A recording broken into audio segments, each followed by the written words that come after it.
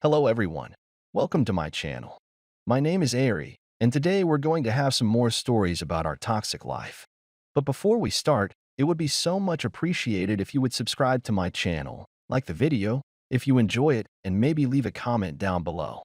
These simple clicks would mean a lot to the future of this channel and really reward the effort that I put in every day. And now without further ado, let's go. Today's first story. In this story, Opie discovers a shocking truth when his son reveals that his wife had an affair with his brother, resulting in the children being fathered by the uncle.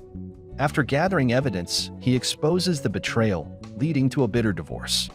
Despite winning alimony and court battles, he remains estranged from his ex-wife and brother.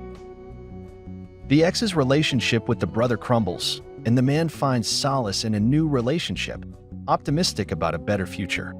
The children resent their mother, and the family dynamics undergo a profound shift, leaving room for hope and healing. Now let's get into the story. My wife, 35, and I, 38, have two sons at the time this story begins. Eddie is already 11 years old, and his younger brother, Teddy, is 7. One seemingly ordinary morning, my wife rushed off to work early. I prepared breakfast for my boys, and we had a fun, lighthearted morning chat like we always do before school.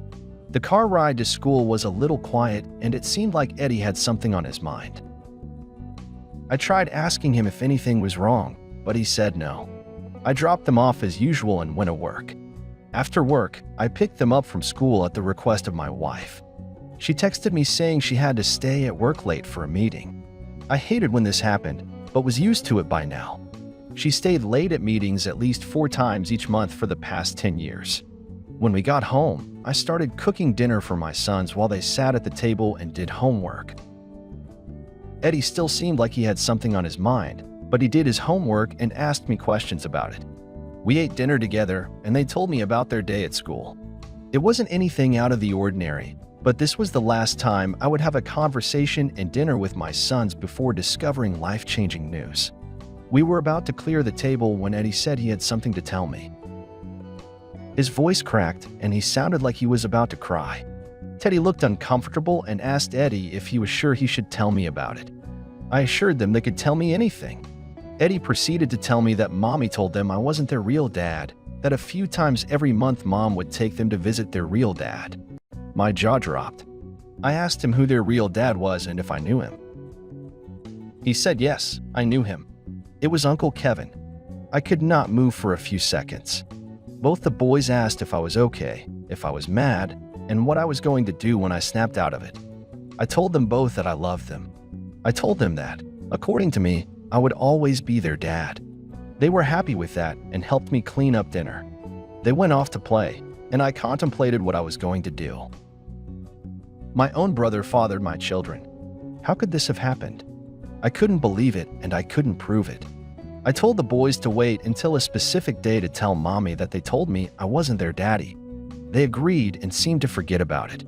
I laid on the couch watching the boys play until my wife got home. As soon as she did, I told her I wasn't feeling well and had to go to sleep. I lay in bed awake until my wife put the boys to bed. When she got in bed with me, she tried to see if I was sleeping, and I pretended to be.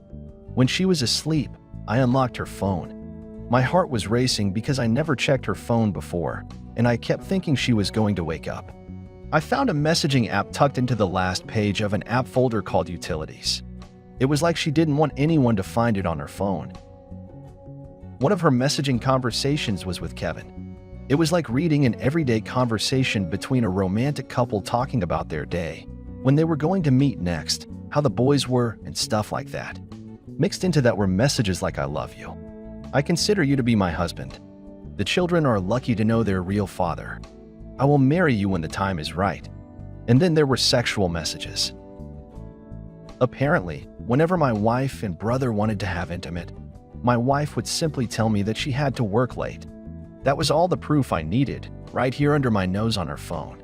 I felt like the biggest idiot in the world for believing my wife and family were perfect and honorable. I took screenshots of their conversations and sent it to myself. Revenge had no choice but to be sweet. The next day, I hired a PI and a lawyer. I already had some proof. but it had to be undeniable. The lawyer informed me that I could receive alimony from my ex, keep my house, and sue my brother for sleeping with my wife and ruining our marriage. A DNA test was done quickly, I might add, on the boys, and it was determined that the DNA was slightly off from mine. A more exact match was likely to be found in my brother's DNA. Over the next month, a pie followed my wife. It was hard for me to behave normally during this time, but helped to pretend that my son never told me the secret. At the end of the month, the pie sent me all he captured. There were 42 pictures of my wife, children, and brother. They were all behaving like a family at the park, at his house, and out to dinner. It was the weirdest, most heartbreaking thing to see. There were also pictures of my wife and brother through his bedroom window. The pie must have climbed a tree, and that's what I call dedication. The pictures were explicit. Now that I had all the proof I needed, it was time for my son to tell his mom that I knew the truth. I reminded him to tell her and Uncle Kevin next time they had a visit. For days later, my wife left with the kids under the pretext that they were going to visit my wife's mom. I've always hated her, but only because she always hated me. She probably would never accept that her daughter conceived children with her husband's brother and passed them off as his own. They were gone for 30 minutes before they returned home. It was just enough time for them to arrive at Kevin's, only for Eddie to tell them that I knew the truth and race back home. It was too late, though. I already changed the locks and put a note on the front door. It read, "It's time for the three of you to move in with Kevin. Divorce papers and court summons will be arriving there for Mommy and Daddy." My wife banged on the door and cried. It bothered me that it upset her so much. She chose my brother over me by sleeping with him, having his children, and maintaining a secret relationship with him for a very long time. Not only that, but she coached the boys not to tell me anything about it. Even though she sat by the front door crying for an absurdly long time, I had no desire to go out there and discuss anything with her. Eventually, Kevin arrived to pick them all up. They lived with him through the divorce proceedings and court hearings. I kept my house and won alimony payments from my wife. I didn't have to pay child support, and I won in court against my brother. He was ordered to pay me a very large sum of money for sleeping with my wife and ruining our marriage. After I became a wealthy bachelor, my ex's relationship with Kevin fell apart. It must have been different living together with the boys 24/7. The stress of going to court and losing a lot of money probably didn't help anything either. After just 1 year, my ex moved out of Kevin's house and in her mom's house. Throughout the year and even afterward, my ex would text me at least once a day asking how I was or telling me she was sorry. I still got to visit with the boys, and I know they appreciated it, but it was nothing compared to how we used to be together. My ex could see the difference, and she blamed herself for it. Rightly? So it's been 2 years since all of this happened, and the boys show resentment towards their mother for changing who their dad is. She can hardly stand the guilt, but what choice does she have? She continues raising them at her mom's house and has yet to return to the dating scene. My brother doesn't speak to me, but I know he regrets what he's done because my dad told me so. I just started dating another woman, and I have a good feeling about her. She has 1 daughter and wants to have more children. She's compassionate, kind, and honest. I know that even if she doesn't become my wife, there is always hope for a bright future. Today's second story. In this story, after a 7-year relationship, Opie ended things with his girlfriend due to her insatiable need for attention. Discovering she cheated with multiple men, he swiftly ended the relationship, packing her belongings and informing her parents. When she sought refuge with another man, her parents exposed her infidelity, leading to her return home with a tarnished reputation. He, now content in the dating scene, remains focused on building a stable future, unaffected by his ex's tumultuous romantic endeavors. Now let's get into the story. My girlfriend, 25, and I, 28, were together for 7 years when I decided to end things. 5 of those years were long distance and 2 were living together. I managed to get us a place together because I work hard. I have relatively normal hours, but my job does exhaust me. So she started complaining that I didn't give her enough attention, or when I did, it was without passion, as she put it. She an egocentric, Leo, so compliments and attention fuel her reason for living. I was kind of laid back and didn't feel the need to repeat compliments she'd heard recently. Pair that with how exhausted I could be sometimes, and I understand why she wasn't content. She'd be on her phone texting away, and for a while that became the norm. I tried to get her off it sometimes, but didn't have the will to argue when she refused. Suddenly her neglectfulness stopped entirely. It was like a major U-turn in her behavior. She started questioning how she could be so lucky to have a man like me. She said she wanted to have my babies and give me all the good things I deserve in life. Talk about odd. I played along and assured her that she deserved a happy life with a man that knew how to handle her. She liked that. I guess the only two reasons she ever gave me for her leaving the house were that she picked up a shift at work or was going to visit her longtime childhood female friend.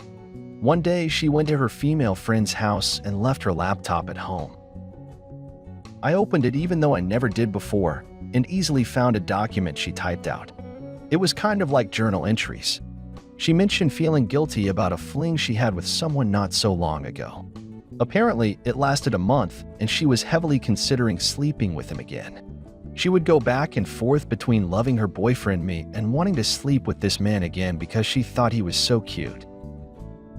For being unable to resist her, she typed that he'd left his girlfriend for her so that she might be persuaded to keep seeing him, but added that she couldn't be with him because he was a cheater. The irony of that was comical. Needless to say, my blood was boiling.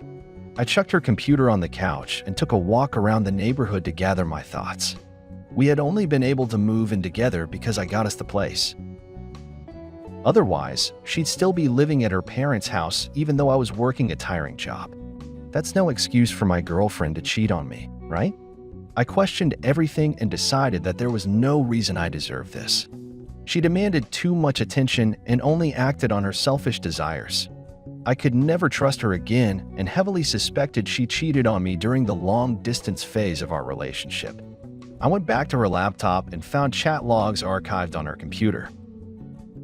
She was talking to two men beside me during the time we were together. They talked about the intimacy they had and arrangements for the next time they could have intimate. She juggled all three of us, claiming we were each her only lover. She used her parents as an excuse for being unable to meet up sometimes. Well, if I had any doubt before, it was certainly abolished. Now I knew I needed to kick out this woman, or should I say girl. I sent her a text while she was still with her friend that said we were done and one of us was going to move out. Since she couldn't afford the rent, I took the liberty of packing her clothes and taking them back to her parents' house. I was surprised it took her so long to reply. It just added to my suspicion. She wrote in all caps, "Why?" followed by other questions. By the time she started freaking out, I'd already taken her stuff to her parents or anything. Just left her stuff there all over her parents' lawn. They lived close, so after 2 trips, I was done and called her parents to let them know what was going on. Then I called my mom and told her everything. She was very consoling, assured me I was doing the right thing, and couldn't risk starting a family with this woman. She fueled me enough to change the locks on my place and continue resisting the urge to respond to my ex. Most of the messages she sent me were in caps and sounded like she was ashamed. She said her parents were trying to come pick her up because she apparently couldn't handle life as an adult, yet disabused me. Then her parents texted me asking if I knew where she was because she wasn't at her friend's house. Hearing that, I assumed she was with the guy she mentioned on her computer. At this moment, I remembered we were still on the family tracking app, so I shared her location with her parents. It's really funny to me that she also forgot about the tracking app because she was so pissed. In her next message to me, she said I had a lot of nerve to tell her parents where she was and wanted to know why I insisted on ruining her life. Then her dad sent me the best text ever, a photo of her looking extremely pissed and uncomfortable beside some loser slop. Apparently, her parents told the guy that up until today, she was living with another man and in a relationship. When he heard this, he said goodbye to her and walked away. He didn't want to be with a cheater either. So my ex returned to her parents' home with trash bags full of her clothes and crap all over the porch because she's a stupid girl that demanded way too much attention. She still doesn't earn enough to live on her own, and it seems to have become common knowledge in our area to avoid a romantic relationship with her. Even if she finds someone to reel in, they don't last long because her expectations are still way too high. None of this matters to me, though. I'm quite happy in the dating scene and continue saving money for my future wife and me.